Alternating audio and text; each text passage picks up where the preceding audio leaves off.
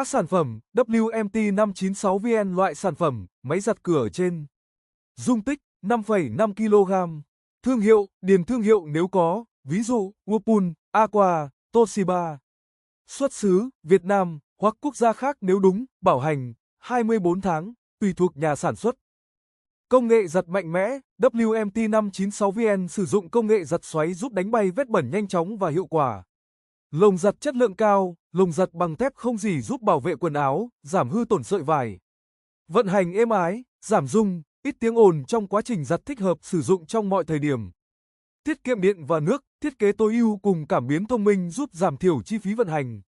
Giao diện dễ sử dụng, bảng điều khiển thân thiện với người dùng, thao tác đơn giản, phù hợp với mọi đối tượng.